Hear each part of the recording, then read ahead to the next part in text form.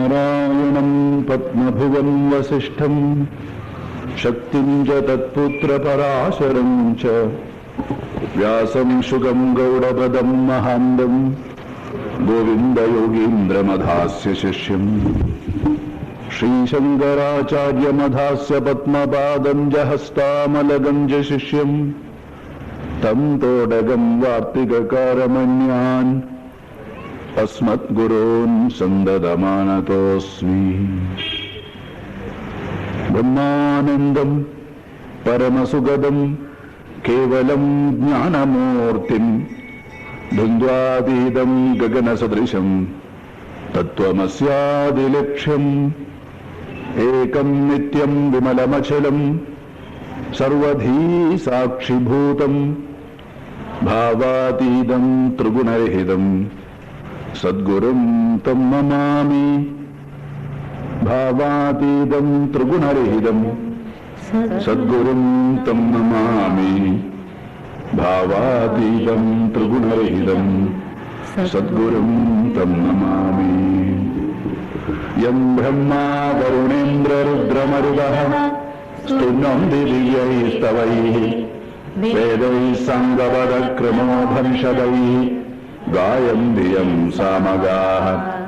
ധ്യാനാവസ്ഥിതതദ്ഗതേന മനസാ പശ്യന്തി യം യോഗിനോ യസ്യാന്തം ന വിദുഃസുരാസുരഗണാഃ ദേവായ തസ്മൈ നമഃ. യസ്യാന്തം ന വിദുഃസുരാസുരഗണാഃ ദേവായ തസ്മൈ നമഃ. യസ്യാന്തം ന വിദുഃസുരാസുരഗണാഃ ദേവായ തസ്മൈ നമഃ. തത്രൈകാഗ്രം മനഃ കൃത്വാ തത്രൈകാഗ്രം മനഃ കൃത്വാ യതചിത്തേന്ദ്രിയക്രിയഃ യതചിത്തേന്ദ്രിയക്രിയഃ ഉപവിശ്യാസനേ യുഞ്ജ്യാത് ഉപവിശ്യാസനേ യുഞ്ജ്യാത് യോഗമാത്മവിശുദ്ധയേ യോഗമാത്മവിശുദ്ധയേ. തത്രൈകാഗ്രം മനഃ കൃത്വാ തത്രൈകാഗ്രം മനഃ കൃത്വാ യതചിത്തേന്ദ്രിയക്രിയഃ യതചിത്തേന്ദ്രിയക്രിയഃ ഉപവിശ്യാസനേ യുഞ്ജ്യാത് ഉപവിശ്യാസനേ യുഞ്ജ്യാത് യോഗമാത്മവിശുദ്ധയേ യോഗമാത്മവിശുദ്ധയേ. ഇത്രയും നിർദ്ദേശങ്ങൾ പാലിച്ചു കഴിഞ്ഞ ശേഷം തത്ര ആ ധ്യാനസ്ഥിതിയിൽ ഇരിക്കുന്നതായിട്ടുള്ള മനുഷ്യൻ ഏകാഗ്രം മനഃകൃത്വ, വളരെ പ്രധാനമായിട്ടുള്ളത്, മനസ്സിൽ വേറെ യാതൊരു വിധത്തിലുള്ള വിഷയവും ഇല്ലാതെ ഏകാഗ്രം മനഃകൃത്വ. അതിന് നാം ശ്രമിക്കണം. ഓർമ്മിക്കുക, ആത്മനാ ആത്മാനം ഉദ്ധരേത്. നിങ്ങൾ തന്നെ നിങ്ങളെ സമുദ്ധരിക്കൂ എന്ന് പറയേണ്ടായി. ഇതര ചിന്തകളെ മുഴുവനും അകറ്റുവാൻ സാധിക്കണമെങ്കിൽ നമുക്ക് ലക്ഷ്യത്തെ പ്രാപിക്കുവാനുള്ള ആവേശമുണ്ടായിരിക്കണം. ലക്ഷ്യസ്മരണ മാത്രമേ നമ്മെ ഇതര ചിന്തകളിൽ നിന്നും വിമുക്തമാക്കൂ. അതല്ലെങ്കിൽ മനസ്സ് വീണ്ടും വീണ്ടും വെളിയിലോട്ട് പോവാം. എന്താണ് മനുഷ്യ മനസ്സ്? ഇത് അനാദികാലം മുതൽക്ക് തന്നെ ഋഷീശ്വരന്മാർ ഗവേഷണം ചെയ്തൊരു വിഷയമാണ്. കൃഷ്ണൻ തന്നെ ഇതിനെക്കുറിച്ച് വീണ്ടും വളരെ ഗഹനമായിട്ട് പ്രതിപാദിക്കാൻ പോകുന്നുണ്ട് താനും. അതായത് ഏതിനോടെന്തെങ്കിലും യോജിച്ചിരിക്കുക, അതാണ് മനസ്സ്.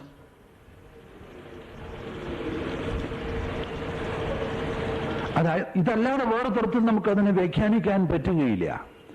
ഏതിനോടെങ്കിലും യോജിച്ചിരിക്കുക, ഏതെന്നോ അതിനെയാണ് മനസ്സെന്ന് പറയുന്നത്. Occupation is mind.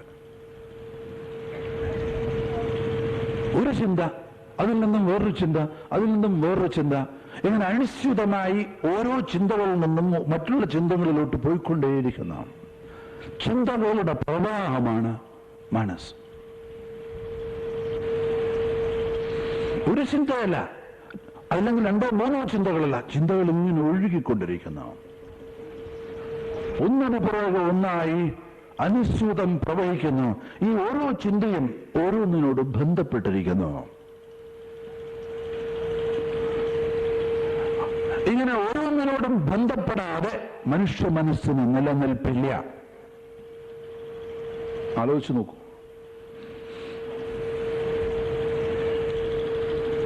ഏതിനോടെങ്കിലും ബന്ധപ്പെടാതെ മനുഷ്യ മനസ്സിന് നിലനിൽപ്പില്ല. ഉറങ്ങുന്നതായിട്ടുള്ള സമയത്ത് നാം മനസ്സിനെ ഏകാഗ്രമാക്കുന്നു. എങ്ങനെയാണ് മനസ്സ് ഉറങ്ങുന്ന സമയത്ത് ഏകാഗ്രമാവുന്നത്? നിദ്ര എന്ന ലക്ഷ്യമാണ് അപ്പോൾ നമ്മുടെ മനസ്സിൽ. നിദ്രയെ പ്രാപിക്കണം, നിദ്രയെ പ്രാപിക്കണം, നിദ്രയെ പ്രാപിക്കണം എന്ന ലക്ഷ്യസ്മരണ വരുമ്പോൾ മനസ്സ് മറ്റുള്ള വിവിധ വ്യവഹാരങ്ങളിൽ നിന്നും അകന്ന് നിദ്ര നിദ്ര നിദ്ര എന്ന ഒരേ ഒരു ചിന്തയിൽ യോജിക്കുന്നു. മറ്റുള്ള ചിന്തകളിൽ നിന്നും മനസ്സ് മാറി നിൽക്കണമെങ്കിൽ അതിനേക്കാൾ വലിയൊരു ലക്ഷ്യത്തെക്കുറിച്ച് കാണിച്ചു കൊടുക്കണം. നിദ്ര നിദ്ര എന്നുള്ള ചിന്തയാണ് നമ്മെ ഇതര ചിന്തകളിൽ നിന്നും മാറ്റി നിർത്തുന്നത്. പിന്നെ ആ മനസ്സ് നിദ്ര നിദ്ര നിദ്ര എന്ന് മാത്രം ചിന്തിക്കും. എത്രത്തോളം സമയം നിങ്ങൾ നിദ്ര നിദ്ര എന്ന് ചിന്തിക്കും? ഉറങ്ങുന്നത് വരെ. ഉറങ്ങിയാൽ നിങ്ങൾ ചിന്തിക്കുന്നില്ല, കാരണം മനസ്സില്ല. നിദ്രയിൽ മനസ്സ് അപ്രത്യക്ഷമാവുന്നു. അതുകൊണ്ടാണ് നമുക്ക് ഇത്രയും വലിയ സുഖം അനുഭവിക്കാൻ സാധിക്കുന്നത്. നമ്മളുടെ എല്ലാ വ്യക്തിത്വവും ഇല്ലാതാവും. സമ്പന്നൻ സമ്പന്നനില്ലാതാവുന്നു, ദാരിദ്ര്യൻ ദാരിദ്ര്യമല്ലാത്തവനാവുന്നു, വിദ്യ ഇല്ലാത്തവൻ വിദ്യയുള്ളവൻ വിദ്യ ഇല്ലാത്തവനാവുന്നു, വിദ്യാവിഹീനനല്ലാത്തവനാവുന്നു, രോഗിയല്ലാതാവുന്നു, ജയിൽ കഴിയുന്നവൻ ജയിലിലല്ലാതാവുന്നു, എല്ലാവരും ഒന്നാവുന്നു. അപ്പൊ ഒരേ ഒരു ചിന്ത മാത്രമേ ഉണ്ടായിരുന്നുള്ളൂ. ഉറങ്ങണം ഉറങ്ങണം എന്നുള്ളൊരു ചിന്ത മാത്രമാണ് ഇതുവരെ മനസ്സ് ശീലിച്ചിരുന്നത്. ഉറങ്ങിയതോടുകൂടെ ആ ചിന്തയും ഇല്ലാതാവുന്നു. അപ്പോൾ മനസ്സ് നിദ്ര എന്നുള്ള ചിന്തയുമായി യോജിപ്പിക്കുവാൻ പരിശീലിച്ചതുകൊണ്ടാണ് മറ്റുള്ള ചിന്തകളിൽ നിന്നതൊക്കെ മനസ്സ് വിമോചിതമായത്. അല്ലെങ്കിൽ അതിന് സാധ്യമല്ല. അതുപോലെ ജീവിത ലക്ഷ്യം ഈശ്വര ദർശനമാണെന്ന് ബോധ്യമാകുന്നതായിട്ടുള്ള സമയത്ത് മനസ്സ് തത്ര അങ്ങനെ ധ്യാനിക്കാനിരിക്കുന്നതായിട്ടുള്ള ഏകാഗ്രം മനഃകൃത്വ, ആ മനസ്സിനെ അത്യന്തം ശക്തമായി അനവധി പദാർത്ഥങ്ങളിൽ കുറിച്ച് ചിന്തിക്കുകയും അതിനെക്കുറിച്ച് ആസൂത്രണം ചെയ്യുകയും ഗതകാല സ്മരണകളിൽ ആനന്ദിക്കുകയും ഒക്കെ ചെയ്യുന്നതായിട്ടുള്ള ഈ മനസ്സിനെ ഈശ്വരനോട്ട് തിരിച്ച് തത്രേകാഗ്രം മനഃകൃത്വ യഥചിത്തേന്ദ്രിയ ചിത്തമ്മ പൂർവസ്മരണ, ഇന്ദ്രിയക്രിയ പുതിയതായിട്ടുള്ള അനുഭവങ്ങൾ അനുഭവിക്കുവാനുള്ള ക്ഷണനം. നമ്മുടെ കണ്ണ്, നമ്മുടെ ചെവി, നമ്മുടെ ത്വക്ക് അവയൊക്കെ മനസ്സിനെ ക്ഷണിക്കുന്നു. മനസ്സിന്റെ ഇപ്പോഴുള്ളതായിട്ടുള്ള അനുഭവങ്ങളോടുള്ള ക്ഷണനം മാത്രമല്ല, ഗതകാലത്തിൽ അനുഭവിച്ച സ്മരണകൾ, ഇത് രണ്ടും നിരോധിച്ചുകൊണ്ട് യഥചിത്തേന്ദ്രിയ ക്രിയ തത്രൈകാഗ്രം മനഃകൃത്വ യഥചിത്തേന്ദ്രിയ ക്രിയ ഉപവിശ്യാസനേയുഞ്ജാത്. അവരവരുടേതായിട്ടുള്ള ആസനത്തിൽ ഇരിക്കട്ടെ. എന്നിട്ടോ യോഗം ആത്മവിശുദ്ധയെ യുഞ്ജാത് യോഗം, അതായത് ഈ ആത്മസ്വരൂപവും പ്രപഞ്ചത്തിന്റെ കാരണവും ഒന്നാണെന്ന് ധരിച്ച് മനസ്സിൽ മറ്റുള്ള എല്ലാ വിധത്തിലുള്ള വിചാരങ്ങളെയും മാറ്റുവാൻ ശ്രമിക്കട്ടെ. ആത്മവിശുദ്ധയെ എന്ന് വെച്ചാൽ അന്ധക്കരണ വിശുദ്ധ്യർത്ഥം, എല്ലാ വിചാരങ്ങളും ഇല്ലാതാവുന്നതിനു വേണ്ടി, ബാക്കിയുള്ള എല്ലാ വിചാരങ്ങളും അകറ്റുന്നതിനു വേണ്ടി ധ്യാനത്തിൽ ഇരുന്നു കൊണ്ട് ഏകമായിട്ടുള്ള ആ തത്വത്തെ തന്നെ ചിന്തിച്ചുകൊണ്ടേയിരിക്കട്ടെ. ഇതിന് പ്രധാനപ്പെട്ട ഒരു ഉപായമാണ് ജപം.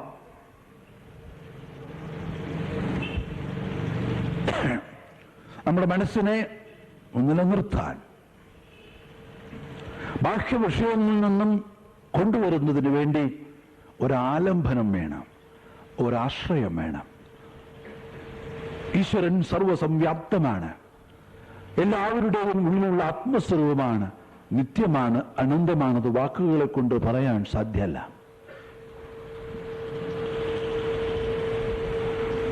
ബുദ്ധി കൊണ്ട് വിചാരിക്കുവാനും സാധ്യമല്ല. അതുകൊണ്ട് ആ ഭാവത്തെ നമ്മൾ എങ്ങനെ ചിന്തിക്കും? അതിനാൽ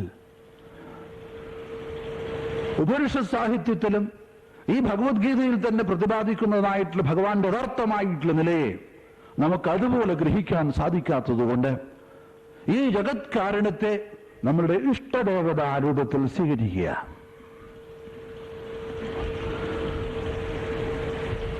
ഏത് രൂപമാണോ നിങ്ങളുടെ മനസ്സിനെ ആകർഷിക്കുന്നത്, ആപത്തുകളും പ്രതിസന്ധികളും വെല്ലുവിളികളും ഭയവും രോഗവും ശക്തമായിട്ടുള്ള സംഘർഷങ്ങളും മാനസിക മർദ്ദങ്ങളും വരുമ്പോൾ നിങ്ങൾ ഏതൊരു ഭാവത്തെയാണോ ആശ്രയിക്കുന്നത്, ആ ആശ്രയിക്കുന്ന രൂപം തന്നെയാണ് സത്യം എന്ന് വിചാരിക്കുക.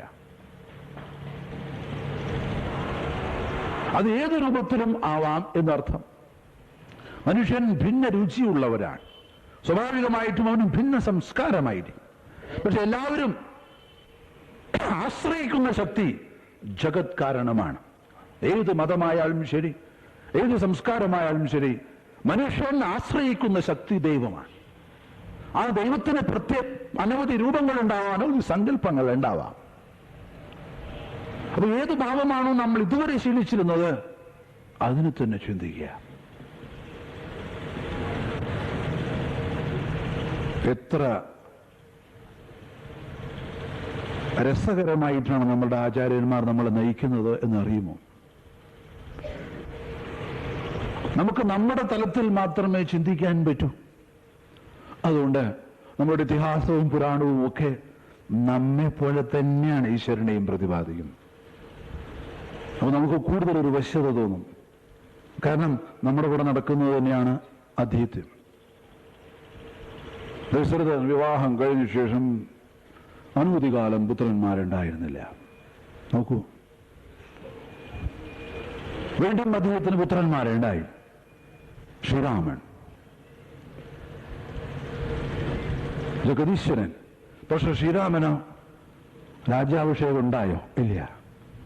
രാജ്യാഭിഷേകത്തിന് വരുന്ന സമയത്ത് അതില്ല. എന്താ കാരണം? കൊട്ടാരത്തിലെ പൊളിറ്റിക്സ് ഇവിടെയുണ്ട്, അവിടെയുണ്ട്.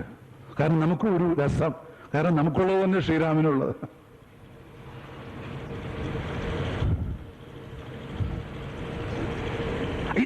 എന്നാലും ശ്രീരാമനെ നമ്മൾ സാധാരണയായിട്ട് കണക്ക് ഇല്ല. വനത്തിലോട്ട് പോകുന്നു. സീത പറഞ്ഞു ഞാനും വരുന്നുണ്ടെന്ന്. അദ്ദേഹം പറഞ്ഞു വേണ്ട. സീത പറഞ്ഞാൽ കേട്ടില്ല. നമ്മുടെ ഭാര്യമാരും പറഞ്ഞാൽ കേൾക്കില്ല. നമുക്കിഷ്ടം നമ്മുടെ പോലെ തന്നെയാണ് അദ്ദേഹത്തിനും. എന്നാൽ വന്നോളൂ.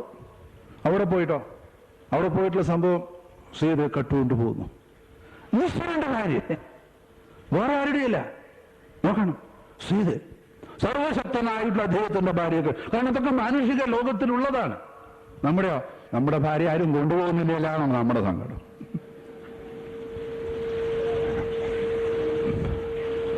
അതായത് ഇവിടെ നടക്കുന്നതൊക്കെ അദ്ദേഹത്തിന് നടക്കും. ശ്രീകൃഷ്ണന്റെ അതിനെക്കാട്ടിലും കഷ്ടം. അച്ഛനും അമ്മയും ജയിലില്, എന്നിട്ടും അദ്ദേഹം ഈശ്വരനാണ്. അദ്ദേഹത്തിനും വിദ്യാഭ്യാസം, അദ്ദേഹത്തിനും ഗുരുകുലം. കാരണം നമുക്കുള്ളതൊക്കെ അദ്ദേഹത്തിനുണ്ട്. നമ്മൾ നോക്കിയിട്ടുണ്ടോ? ചില സമയത്ത് രാത്രിയിൽ വീട്ടിൽ ലൈറ്റ് പോയാലേ നമ്മൾ സാധാരണ എന്താ ചെയ്യാ? ലൈറ്റ് പോയിട്ടുണ്ടെങ്കിൽ ഉടനെ തന്നെ അപ്പുറത്ത് പോയി നോക്കാം, അവിടെ ലൈറ്റ് ഉണ്ടോന്ന്. ആ വീട്ടിൽ ലൈറ്റ് ഇല്ലെങ്കിലോ വലിയ സന്തോഷമായി. ഇപ്പുറത്ത് പോകുമ്പോൾ അവിടെയും ലൈറ്റ് ഇല്ല, വലിയ സന്തോഷമായി. പിന്നെ ടെറസിൽ നമ്മൾ പോയി അവിടെ എവിടെയില്ല. ഇതിനെക്കാട്ടിലും സുഖം വേറെ എവിടെയില്ല. ആനന്ദം. മറിച്ച് നിങ്ങളുടെ വീട്ടിൽ ലൈറ്റ് പോയിട്ട് അപ്പുറത്ത് പോയി നോക്കുന്നു, അവിടെയും വിഷമായി. മറ്റവിടെ നോക്കുമ്പോൾ അവിടെയുണ്ട്. എൻ്റെ അവിടെ മാത്രമല്ല. ഇതല്ല, നമ്മളെക്കാട്ടിലും കഷ്ടമായി ഈശ്വരന്മാരുടെ. എന്നിട്ടും അവർ ഈശ്വരനാണ്. സതിയോട് പറഞ്ഞു സാക്ഷാൽ പരമശിവൻ പോകരുത് എന്ന്.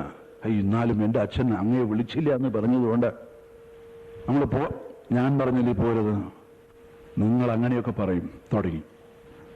കഴിയുന്നത് മദ്യം സാക്ഷാൽ പരമേശ്വരൻ എന്നാ പോയിക്കോളൂ.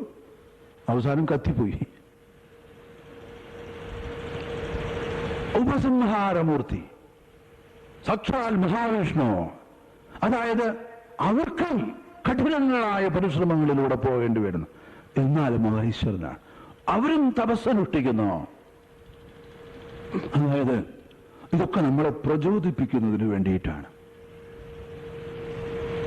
നാം ആരെയാണോ ആരാധിക്കുന്നത്, ആരെയാണോ നാം ആശ്രയിക്കുന്നത്, അവരും കഠിനമായ പരിശ്രമങ്ങളിലൂടെ പോയിട്ടുള്ളവരാണ്.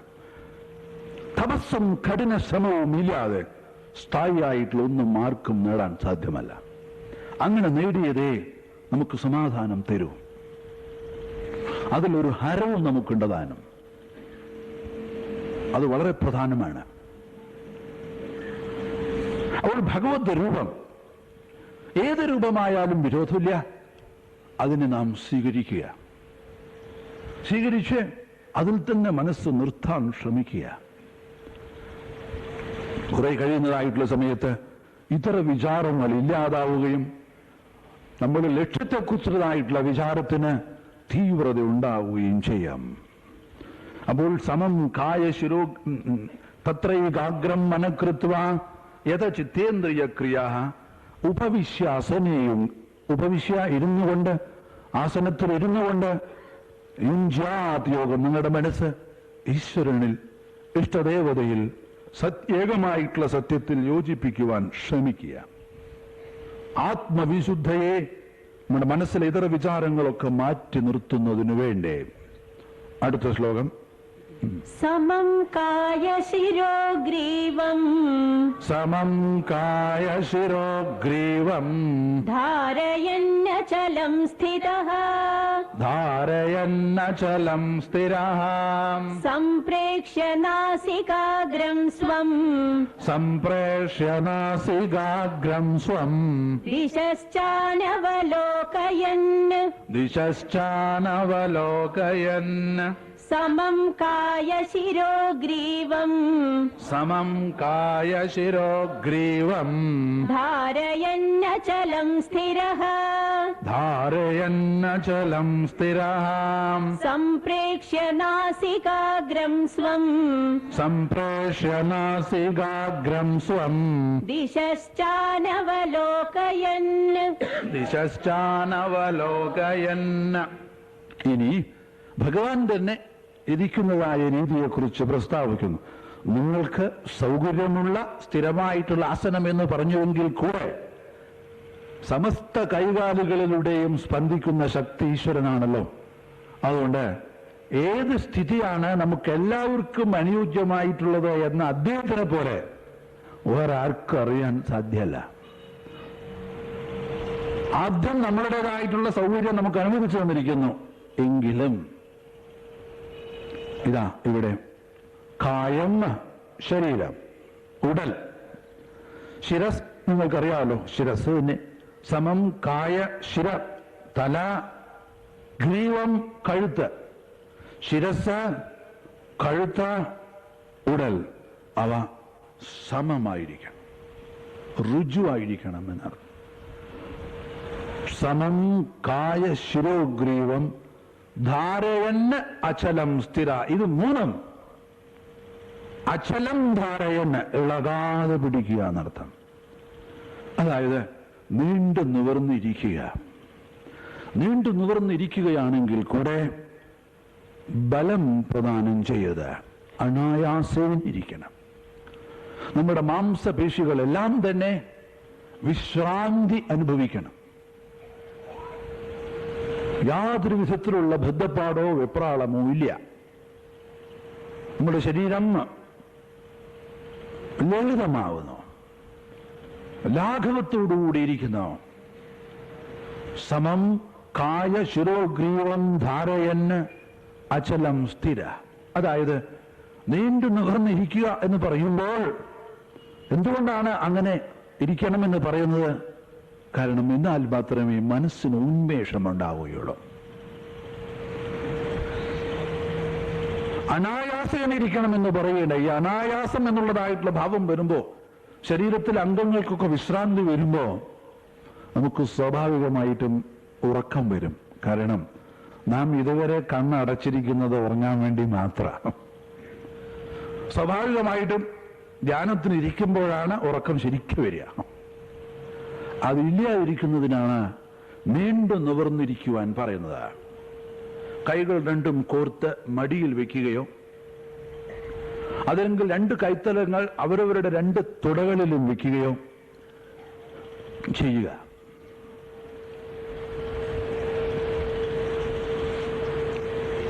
എന്റെ ഗുരുനാഥന്റെ ഭാഷയിൽ പറഞ്ഞാൽ വെർട്ടിക്കൽ കോളം ഇറക്റ്റ് അതാണ്. Fingers interlocked, thrown on the lap. ശിരസും കഴുത്തും ഉടലും perpendicular to the mother earth. ഈ നില.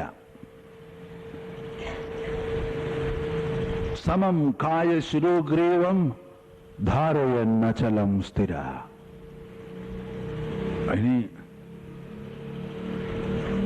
ഇതിൽ ഒരു വിഭാഗമുണ്ടാവും ഇരിക്കാൻ വളരെ വളരെ വേഗത്തിൽ സാധിക്കുകയും ചെയ്യും.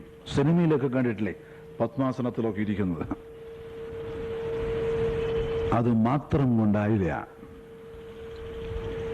ആന്തരികമായി അതുപോലുള്ളതായിട്ടുള്ള ഭാവനകൾ ഉണ്ടാവണം. അതല്ലെങ്കിൽ ഈ ബാഹ്യപരമായിട്ടുള്ള അച്ചടക്കം കൊണ്ട് ഒരു കാര്യവുമില്ല. സമം കായ ശിരോഗ്രീവം ധാരയൻ അചലം സ്ഥിര. നീണ്ടു നിവർന്ന് അനായാസത്തോടുകൂടി ഇരിക്കുക. അതായത് ഈ സ്ഥിരമായി സുഖമായിട്ടുള്ള ആസനത്തിൽ ഇരിക്കണമെന്ന് പറഞ്ഞതുകൊണ്ട് നമ്മുടെ ഇഷ്ടം പോലെ ഇരിക്കരുത് എന്നർത്ഥം. അതായത് ധ്യാനത്തിന് ഇരിക്കുന്നത് കണ്ടാൽ ക്വസ്റ്റ്യൻ മാർക്ക് പോലെ ഉണ്ടാവുമല്ലോ. അങ്ങനെയല്ല, എക്സ്ക്ലമേഷൻ മാർക്ക് പോലെ ഇരിക്കും. പ്രപഞ്ചത്തിന്റെ ആശ്ചര്യത്തെക്കുറിച്ച് അറിയുന്നതിന് വേണ്ടി, തന്റെ ഉള്ളിലുള്ളതായിട്ടുള്ള സത്യത്തെക്കുറിച്ച് അത്ഭുതപ്പെടുന്നതിന് വേണ്ടി. അതാണ് പ്രധാനം. സമം കായ ശിരോഗ്രീവം ധാരയന് പിടിച്ചുകൊണ്ട്, അചലമായി ഇളകാതെ പിടിച്ചുകൊണ്ട്, അചലം സ്ഥിര. ഇനിയോ സംപ്രേഷ്യ നാസികാഗ്രസ്വം.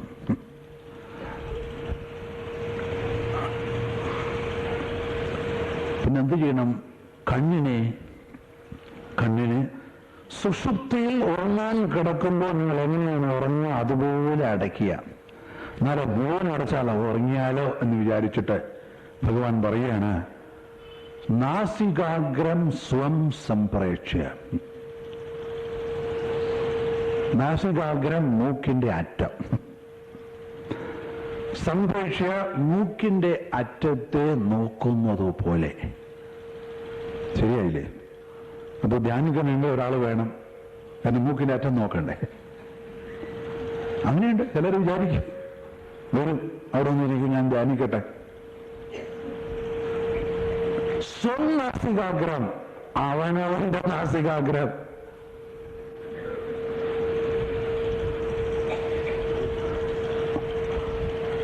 കാരണം മനുഷ്യ മനസ്സിൽ ഏതൊക്കെ തരത്തിലുള്ള ചിന്തകളാണ് ഉണ്ടാവണം നമുക്കറിയില്ല. ഒരു കാലം ഞാൻ പറയാൻ തുടങ്ങിയത്, എനിക്കൊരു വിദ്യാർത്ഥി എന്നോട് ചോദിച്ചു, ഇവിടെ തന്നെ കോഴിക്കോട് തന്നെ, സ്വാമി ഈ നാസികാഗ്രം ഇവിടെയോ ഇവിടെയോ? ഇവിടെ ഒരു ജ്യേഷ്ഠ സുഹൃത്ത് എന്നോട്, സത്യം പറഞ്ഞാൽ ഞാൻ അതിനെക്കുറിച്ച് ആലോചിച്ചിട്ടില്ല. കാരണം ഞാൻ വിചാരിച്ചിരിക്കുന്നത് ഇവിടെയാണ്. യുക്തിപ്രകാരം ഇവിടെയും നാസികാഗ്രഹമല്ലേ? ആണ്. അല്ലാതെ എനിക്ക് പറയാൻ പറ്റില്ല. അപ്പൊ ഓരോ ആൾക്കാർ ഏത് വിധത്തിലാണ് ചിന്തിക്കുന്നത് നോക്കൂ. ഇവിടെയോ നാസികാഗ്രം, ഇവിടെയോ നാസികാഗ്രം. ഞാൻ പ്രായോഗികമായിട്ട് പറഞ്ഞു, സർ ഇവിടെ തന്നെ ചെയ്യുന്നാൽ ഇവിടെ അല്ല. കാരണം ഭഗവാൻ തന്നെ ഉദ്ദേശിക്കുന്നു. അതായത് എന്തിനാണ് മൂക്കിന്റെ അറ്റത്ത് നോക്കുന്നത് പോലെ, അത് മാത്രമേ പറഞ്ഞുള്ളൂ. എന്തിനാണ് നമ്മൾ അങ്ങനെ നോക്കുന്നത് വെച്ചാൽ ദിശശ്ച അനവലോകയൻ, മറ്റുള്ള ദിശകളിലോട്ട് നിങ്ങളുടെ നോട്ടം പോകാതിരിക്കുന്നത്. അവലോകനം ശ്രദ്ധിക്കുക, അനവലോകനം നോക്കാതിരിക്കുക. ദിശശ്ച അനവലോകനം, ഇതര ദേശങ്ങളിലോട്ട് ഇതര ദിശകളിലോട്ട് മനസ്സ് തെന്നിപ്പോകാതിരിക്കുന്നതിനാണ് മൂക്കിന്റെ അറ്റത്ത് നോക്കുന്നത് പോലെ നോക്കുക എന്ന് പറഞ്ഞിരിക്കുന്നു. അല്ല, അതിനെ ഒരിക്കലും അക്ഷരാർത്ഥത്തിൽ എടുക്കരുത്. മാത്രമല്ല, നിങ്ങൾക്ക് ചിലപ്പോൾ തലവേദന പോലും വരും, ധ്യാനിക്കാൻ എന്നിട്ട് അവസാനം ഹോസ്പിറ്റലൈസേഷൻ വേണ്ടി വരും. ദിശശ്ച അനവലോകയൻ, ഇതര ദിശകളിലോട്ട് ഇതര ഭാഗങ്ങളിലോട്ട് മനസ്സ് പോകാതിരിക്കുന്നതിന് വേണ്ടി ഒരു ഡയറക്ഷൻ പറഞ്ഞു എന്ന് മാത്രമേ ഉള്ളൂ. വിവാഹമൊക്കെ കഴിഞ്ഞ് പുതിയ ഫോട്ടോ സ്റ്റുഡിയോയിൽ പോകുന്നു, നല്ലൊരു ഫോട്ടോ എടുക്കുന്നതിന് വേണ്ടി. അല്ലെങ്കിൽ എന്തിന് സ്റ്റുഡിയോയിൽ പോകുന്നു? നിങ്ങളൊരു ഗ്രൂപ്പ് ഫോട്ടോ, നിങ്ങളൊരു ഫോട്ടോ എടുക്കുന്നതിന് വേണ്ടി പോകുന്നു. അവിടെ പോകുന്ന സമയത്ത് ഫോട്ടോഗ്രാഫർ പറയുന്നു, ഇങ്ങോട്ട് നോക്കൂ, കുറച്ചുകൂടെ ഇങ്ങോട്ട് താഴെ. നിങ്ങൾ ചോദിക്കാം, എന്താ അവിടെ നോക്കാൻ ചോദിക്കാറുണ്ട്. ഇത് ശരിയല്ലേ, ഇങ്ങോട്ട് നോക്കൂ, ഈ ഡയറക്ഷനിൽ നോക്കൂ. പറയും, നിങ്ങൾക്കൊക്കെ അല്ലേ. ആരും ചോദിക്കാം, എന്താ അവിടെ എന്ന് ചോദിക്കാം, അവിടെ നോക്കാൻ പറഞ്ഞ അവിടെ ഒന്നുമില്ല. പിന്നെ എന്താ പറഞ്ഞു വെച്ചാൽ, അല്ലെങ്കിലേ നിങ്ങളുടെ രൂപം വികൃതം, ഇങ്ങനെ നോക്കിയാൽ കുറച്ചുകൂടെ നന്നായിട്ട് കെട്ടാൻ സാധ്യതയില്ല, അതുകൊണ്ട് പറയുന്നു. അല്ല, അവിടെ ഒന്നുമായിട്ടല്ല. ഒരു ഫോട്ടോഗ്രാഫർ പറയുമ്പോൾ നാം അത് കേൾക്കുന്നു.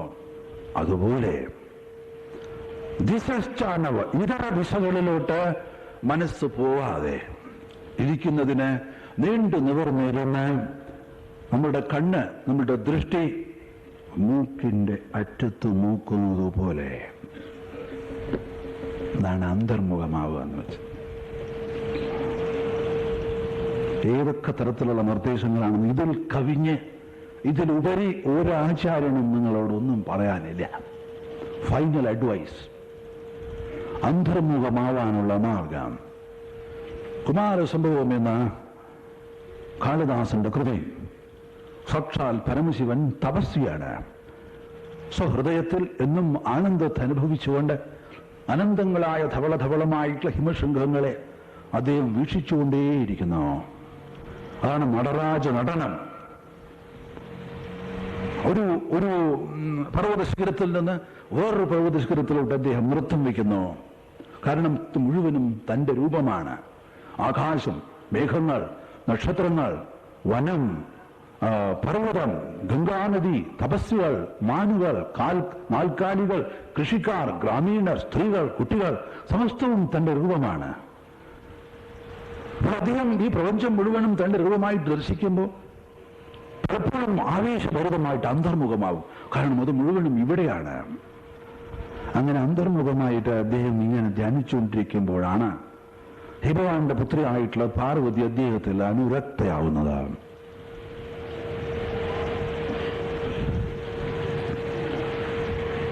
പാർവതി പോയിട്ട് അദ്ദേഹത്തെ ശുശ്രൂഷിക്കുന്നു, അദ്ദേഹത്തിനെ പൂജിക്കുന്നു, അദ്ദേഹത്തിന്റെ അടുത്ത് തോന്നിയിരിക്കുന്നു. എന്നാണ് അദ്ദേഹം കണ്ണു തുറക്കുക. ഇന്ന് നമ്മൾ ഓം നമഃ ശിവായ കാണാറുണ്ടല്ലോ. ഞാൻ അധികം പറയേണ്ട ആവശ്യമില്ല, നിങ്ങൾക്ക് അതിനെക്കാളും കൂടുതൽ ഡീറ്റെയിൽസ് ഉണ്ട്. ഞാൻ എപ്പോഴെങ്കിലും കാണാറ്. അതായത് ശിവന്റെ ആ ധ്യാനം അന്തർമുഖമാവണം.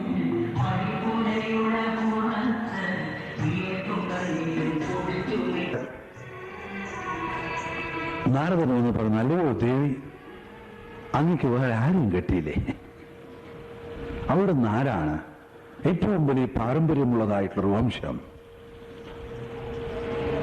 ഹിമവാന്റെ പുത്രി. ഇദ്ദേഹമോ വെറും ഭിക്ഷക്കാരൻ, മേലെ മുഴുവനും ഭസ്മം, ജടാചുടനായിട്ടിരിക്കുന്നു. അദ്ദേഹത്തിന്റെ ജടയൊക്കെ കണ്ടാൽ കുളിച്ചിട്ടേയില്ല അനവധി ദിവസങ്ങളായിട്ട്. മാത്രമല്ല, ഈ ജടയൊക്കെ ഒന്ന് അഴിച്ചിട്ടാൽ അത് ദുർഗന്ധം വമിക്കും.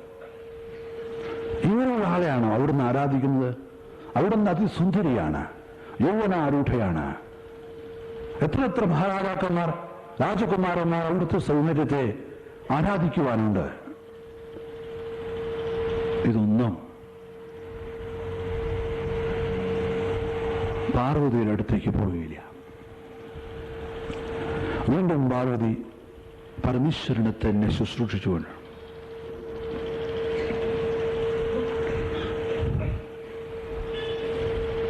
ശിവനെ നോക്കിക്കൊണ്ടേ.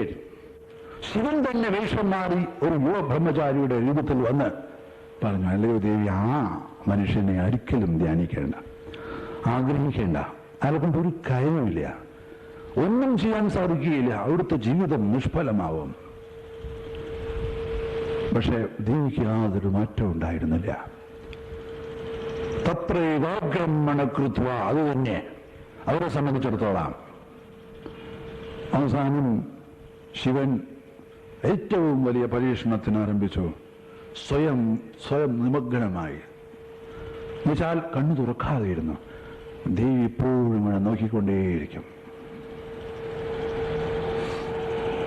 ശിവൻ ധ്യാനിക്കുക. ആ ഭാവം ദേവിയിൽ ഏറ്റവും വലിയ അനുഗ്രഹമായി തോന്നിയത്ര. അങ്ങനെ അവസാനം നോക്കിയിരുന്ന് നിവൃത്തിയില്ലാതായ സമയത്ത്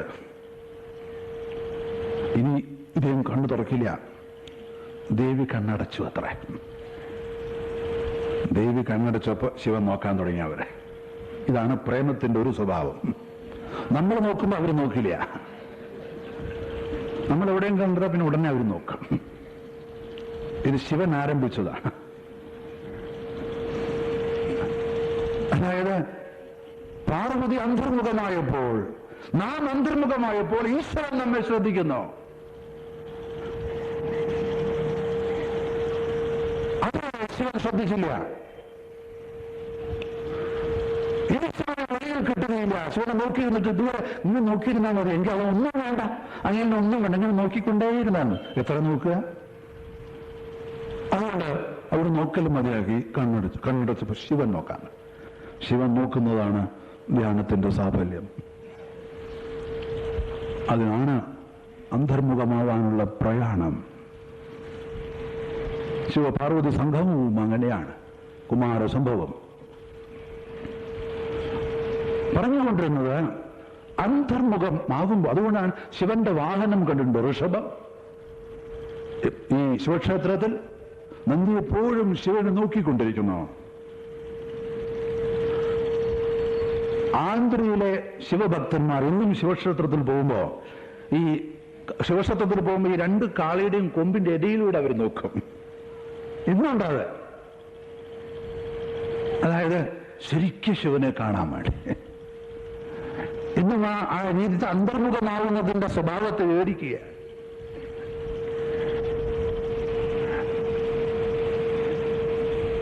സമം കായ ശിരോഗ്ര നീണ്ടു നിവർന്നിരുന്ന് ശരീരത്തെ അങ്ങോട്ടും ഇങ്ങോട്ടും ചലിപ്പിക്കാതെ അവനവന്റെ മൂക്കിന്റെ അറ്റത്ത് നോക്കുന്നത് പോലെ ഇതര ഭാഗങ്ങളിൽ ശ്രദ്ധിക്കാതെ ദിശശ്ച അനവലോകയൻ.